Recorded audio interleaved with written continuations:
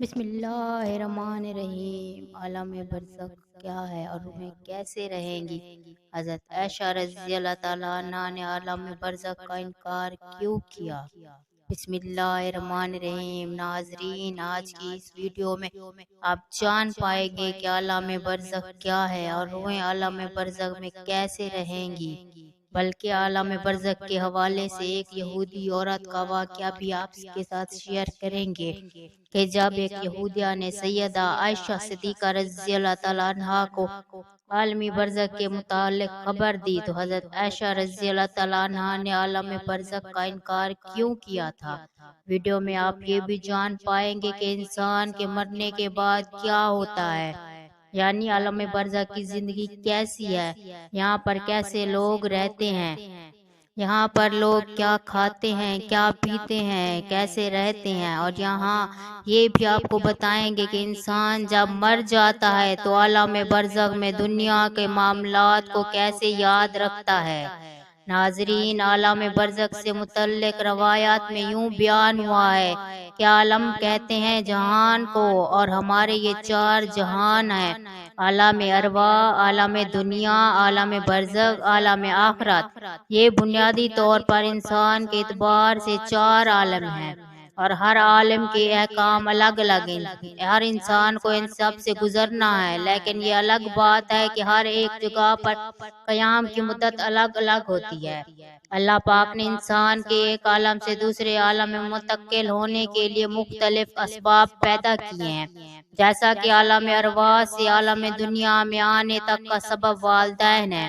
عالم دنیا سے عالم میں برزخ تک جانے کا سبب موت ہے۔ عالم برزخ سے عالم آخرت تک جانے کا سبب سور ہے جو حضرت اسرافیل علیہ السلام پھونکیں گے، لیکن آج کا ہمارا موضوع صرف عالم برزخ ہے۔ ناظرین، برزخ کے معنی یعنی آڑ یا پردہ کے ہیں۔ انسان کی موت سے لے کر قیامت تک اٹھنے کا وقفہ برزخ کہلاتا ہے، یعنی اگر یہ کہا جائے کہ یہ وہ مقامات ہیں جن میں موت کے بعد حشر تک روحیں رہتی ہیں، یعنی برزخ میں تمام انسانوں اور جنوں کو موت کے بعد رہنا ہے، اور یہ عالم برزخ ہماری دنیا سے بہت بڑا جہان ہے، یعنی برزخی زندگی دنیاوی زندگی سے بہت بڑی ہے، لیکن وہ بھی ایک دن ختم ہونی ہے۔ اللہ پاک مومنین سورۃ المومنین میں فرماتے ہیں کہ ان سے آگے ایک جہان ہے، ان سے آگے ایک آڑ ہے، اس دن تک جس میں ایک دن یہ اٹھائے جائیں گے۔ ناظرین، عالم برزخ میں پہنچنے کے بعد انسان کا آخرت کی طرف سفر شروع ہو جاتا ہے۔ حضور پاک صلی اللہ علیہ وآلہ وسلم نے اس بارے میں فرمایا، بے شک آخرت کی سب سے پہلی منزل قبر ہے۔ اگر قبر والے نے اس سے نجات حاصل کر لی تو بعد کا معاملہ بھی آسان ہوگا، اور اگر اسے نجات نہ پا سکا تو بعد کا معاملہ زیادہ سخت ہے۔ بلکہ سیدہ عائشہ صدیقہ رضی اللہ تعالیٰ عنہا کو جب یہودیہ نے عذاب قبر کے متعلق خبر دی اور ان کو کہا کہ اللہ تجھے قبر کے عذاب سے بچائے، تو حضرت عائشہ صدیقہ رضی اللہ تعالیٰ عنہا نے مسلمانوں کے لیے عذاب قبر کا انکار کیا، لیکن جب نبی کریم صلی اللہ علیہ وآلہ وسلم نے حضرت عائشہ صدیقہ رضی اللہ تعالیٰ عنہ کو بتایا کہ قبر کا عذاب اہل اسلام کے لیے بھی ممکن ہے اور گناہوں کی وجہ سے انہیں بھی عذاب ہوگا، تو سیدہ عائشہ صدیقہ رضی اللہ تعالیٰ عنہ نے نبی کریم صلی اللہ علیہ وآلہ وسلم کے فرمان کو تسلیم کر لیا۔ یہ واقعہ حدیث کی بہت سی کتب میں مفصل اور مختصر بیان ہوا ہے، جس کی تفصیل کچھ اس طرح سے ہے کہ ام المومنین سیدہ عائشہ صدیقہ رضی اللہ تعالیٰ عنہ کو پہلی مرتبہ ایک یہودی عورت نے عذاب قبر کے متعلق بتایا، لیکن انہوں نے اس کی تصدیق نہ کی۔ نبی کریم صلی اللہ علیہ وآلہ وسلم نے بھی یہود کو جھوٹا قرار دیا۔ بعد میں آپ صلی اللہ علیہ وآلہ وسلم پر وحی بھیجی گئی۔ آپ صلی اللہ علیہ وآلہ وسلم کو عذاب قبر کے بارے میں بتایا گیا۔ اسی دن سورج کو گرہن لگ گیا۔ آپ صلی اللہ علیہ وآلہ وسلم کے بیٹے سیدنا ابراہیم علیہ السلام کا انتقال بھی ہو گیا، لہٰذا آپ صلی اللہ علیہ وآلہ وسلم نے اسی دن سورج گرہن کی نماز صلاۃ الکسوف پڑھائی اور پھر خطبہ دیا۔ اس خطبے میں صحابہ کرام رضوان اللہ علیہم اجمعین کو عذاب قبر کی تفصیلات سے آگاہ کیا گیا۔ پھر نبی کریم صلی اللہ علیہ وآلہ وسلم نے ہر نماز کے بعد برابر عذاب قبر سے پناہ مانگی۔ اور صحابہ کرام کو بھی اس سلسلے کی دعا سکھائی اور انہیں حکم دیا کہ وہ ہر نماز کے آخر میں عذاب قبر سے پناہ مانگا کریں۔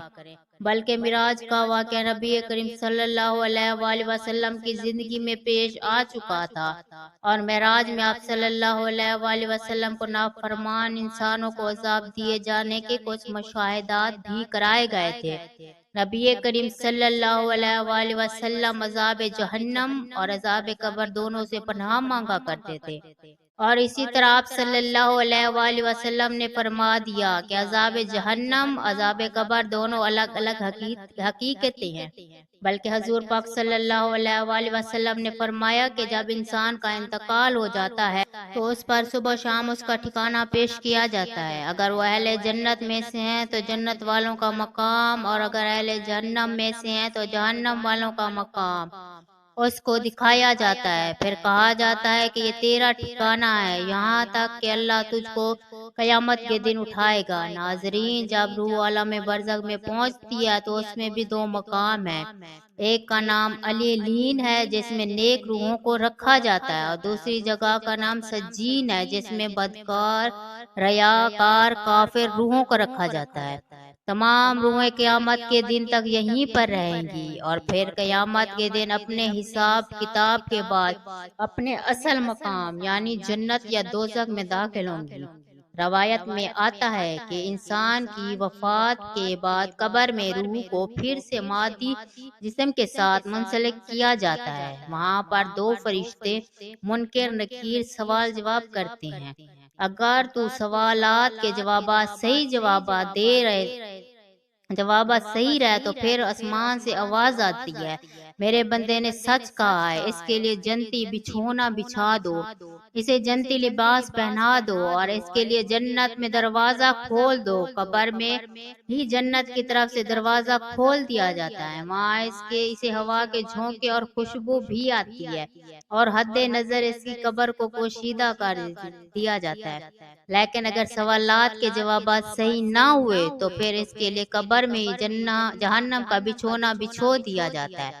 جہنم کی گرمی سے ہر وقت محسوس کروائی جاتی ہے، اور اس کی قبر اتنی تنگ ہو جاتی ہے کہ پسلیاں آپس میں دھنس جاتی ہیں۔ اس طرح اگر اعمال کے حساب سے نیک روح ہے تو وہ خوبصورت نورانی فرشتے روح کی علیلین میں چھوڑ دیتے ہیں۔ اگر اعمال برے ہوں تو دو خوفناک نوکیلے دانتوں والے فرشتے برے انسان کی روح کو سجین میں ڈال دیتے ہیں۔ سجین کیونکہ بری اور بدکار روحوں کا ٹھکانہ ہے، اس لیے وہاں پہنچ کر بری روحوں پر عذاب آنا شروع ہو جاتا ہے، جبکہ علیلین میں موجود روحوں پر کوئی پابندی عائد نہیں ہوتی، اور وہ باغ نما اور جگہ پر ایک دوسرے کے ساتھ موجود ہوتے ہیں۔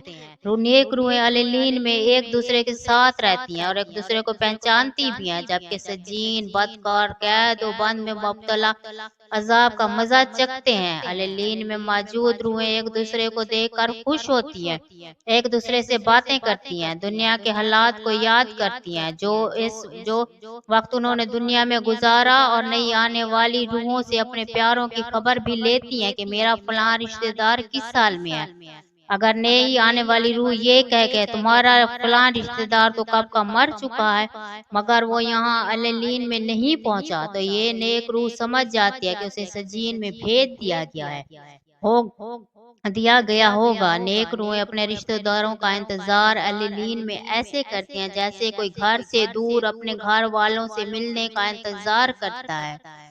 اس کے علاوہ علیلین میں نیک لوگوں کے علاوہ انبیاء کرام، شہداء اور صدیقین کی روحیں بھی ایک دوسرے کے ساتھ مل کر باتیں کرتی ہیں۔ بلکہ روایات میں آتا ہے کہ نیک روحیں اپنے قریبی رشتہ داروں سے ملاقات کریں گی، جیسا کہ نبی کریم صلی اللہ علیہ وآلہ وسلم نے حضرت فاطمہ رضی اللہ تعالیٰ عنہا سے فرمایا، میرے وصال کے بعد سب سے پہلے فاطمہ تم مجھ سے ملو گی۔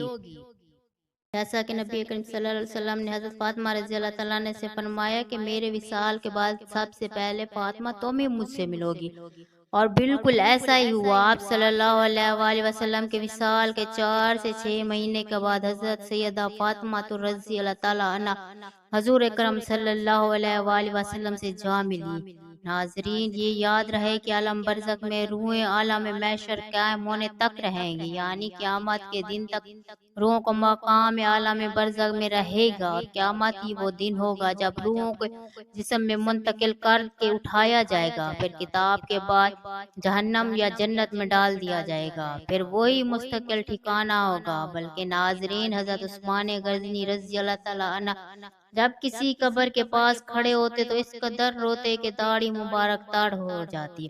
सवाल किया गया, आप आज जन्नत और दोज़ख का तज़किरा कर के तो नहीं रोते और कब्र को देखकर इस कदर रोते? तो हज़रत उस्मान गनी रज़ी अल्लाह तआला अन्हु ने जवाब दिया कि रसूलुल्लाह सल्लल्लाहु अलैहि वसल्लम ने फरमाया, बेशक कब्र आखिरत की मंजिलों में से पहली मंजिल है, सो अगर इसे निजात पाई तो इसके बाद की मंजिल से ज्यादा आसान है, अगर निजात ना पाई तो इसके बाद की मंजिल इससे ज्यादा सख्त है। हजरत उस्मान गनी रज़ी अल्लाह तआला अन्हु फरमाते हैं, अल्लाह के रसूल सल्लल्लाहु अलैहि वसल्लम ने इरशाद फरमाया, मैंने कभी किसी मंजर कब्र के अजाब से ज्यादा सख्त नहीं देखा। बल्कि हजरत इब्ने अब्बास रज़ी अल्लाह तआला अन्हु से मरवी है कि हजूर अकरम सल्लल्लाहु अलैहि वसल्लम मदीना या मक्का के किसी बाग से गुजरे, इतने में दो इंसानों की आवाज सुनी जिनको कब्र में अजाब दिया जा रहा था।